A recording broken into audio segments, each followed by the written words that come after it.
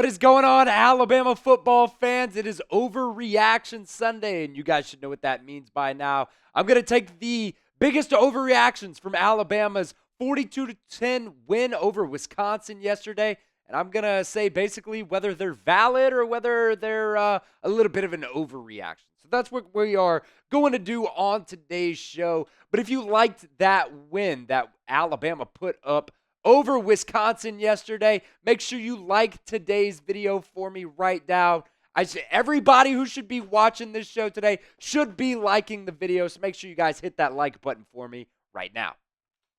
All right, the first overreaction, and you guys should know it was coming. Elijah Pritchett has won the right tackle battle absolutely outright.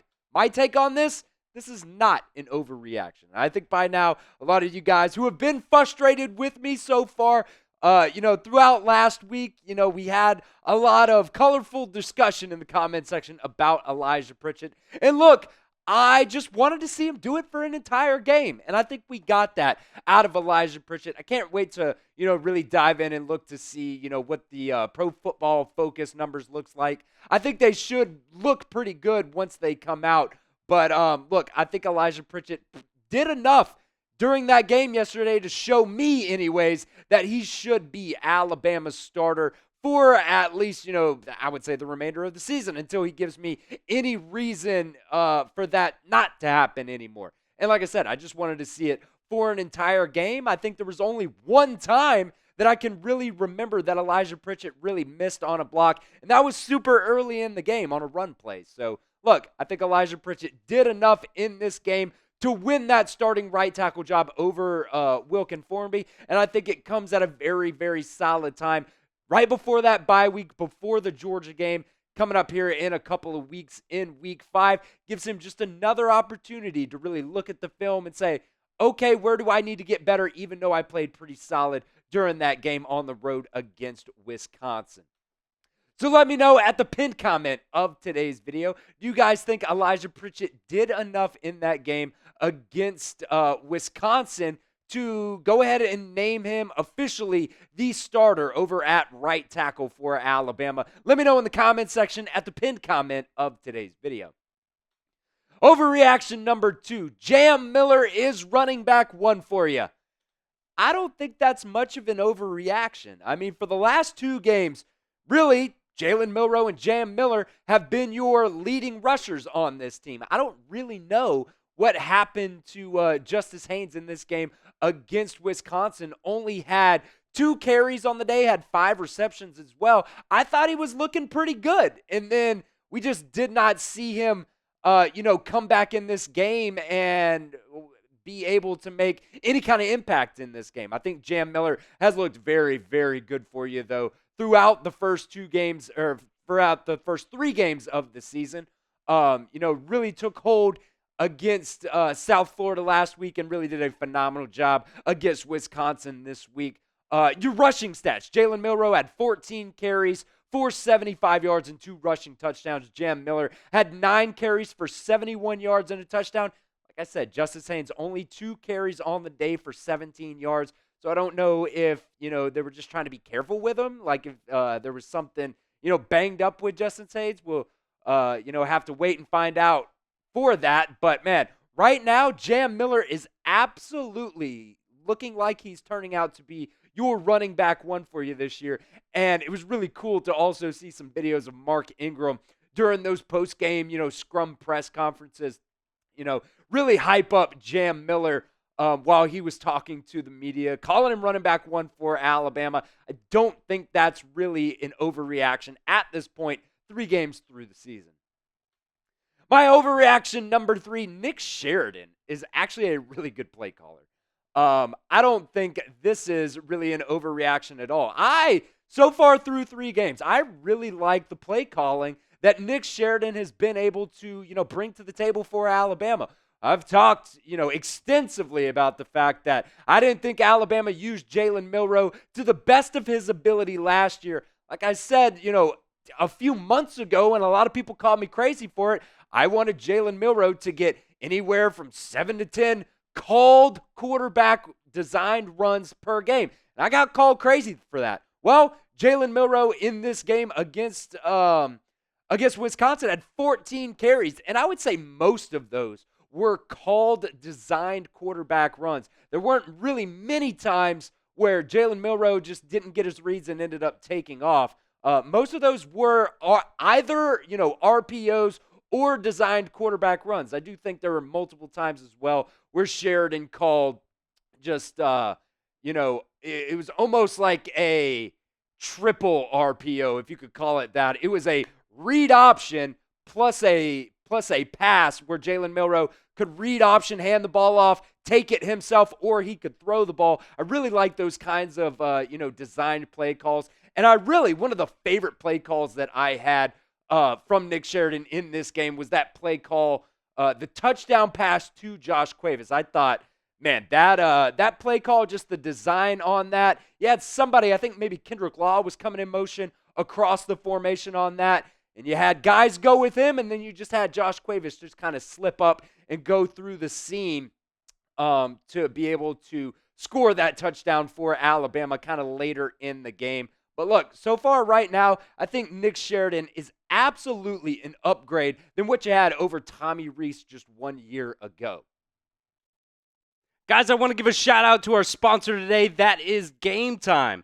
GameTime is the only ticketing app that I use. GameTime even has a new feature called GameTime Picks that makes getting tickets to see your favorite teams play live even easier.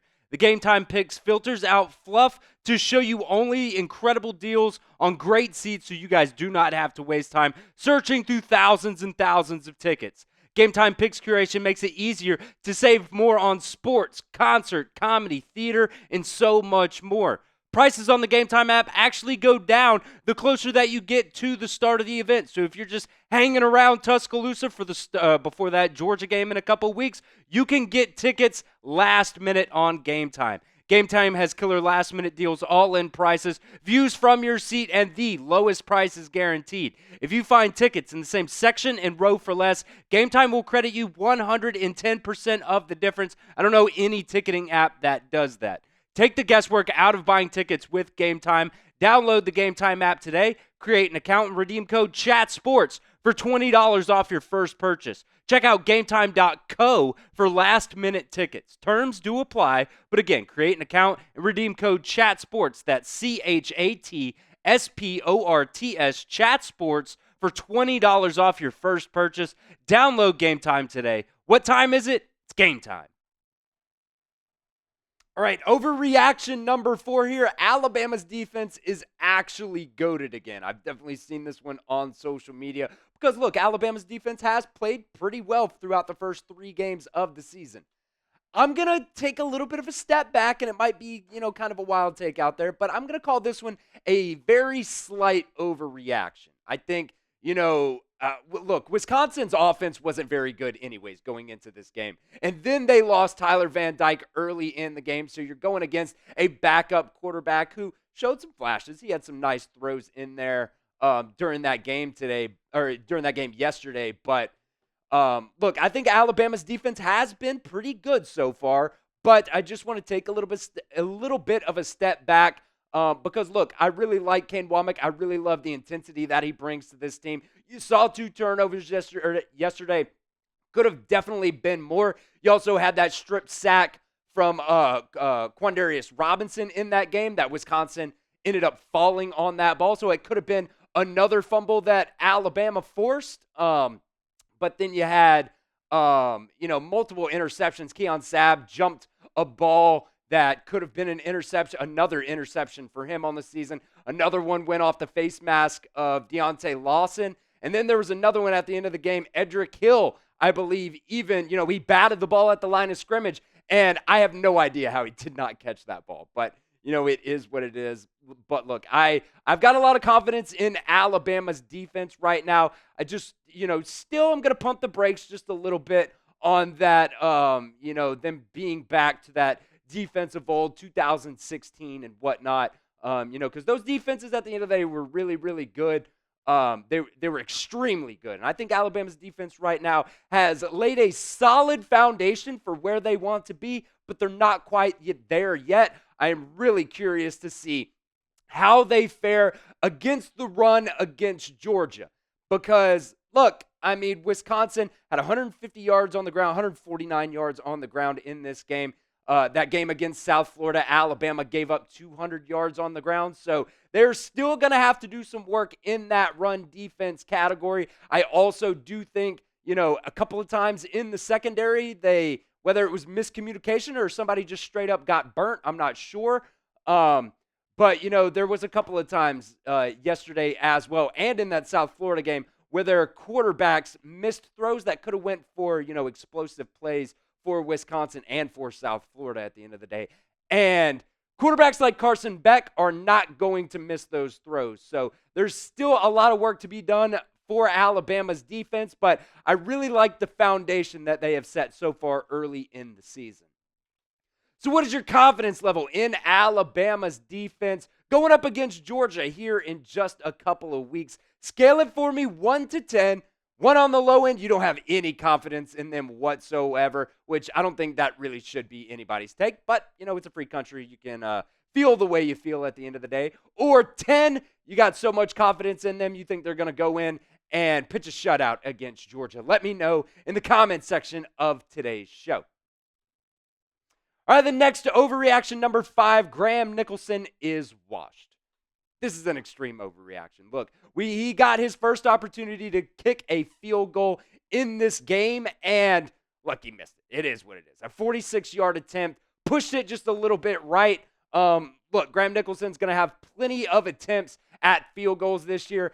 Don't really like the fact that, he's 0 for 1 on field goals, and that's what I asked for, right, is for Graham Nicholson to line up for a 40-ish yard field goal, lines up for a 46-yarder and misses it. But look, he is the Lou Groza Award winner in 2023 for a reason. The dude was nails last year. He was very good, over 50 as well for Miami of Ohio last year. So I'm not going to, sink the boat on Graham Nicholson just yet. But, you'd like to see him get some more opportunities as well. He's going to have those opportunities against Georgia. He's going to have to knock those field goals down against teams like Georgia to be able to help Alabama at the end of the day. So, look, I think Graham Nicholson being washed, he missed 1 field goal, only lined up for 1 at the end of the day. He's been money on extra points, so I will call this one an overreaction.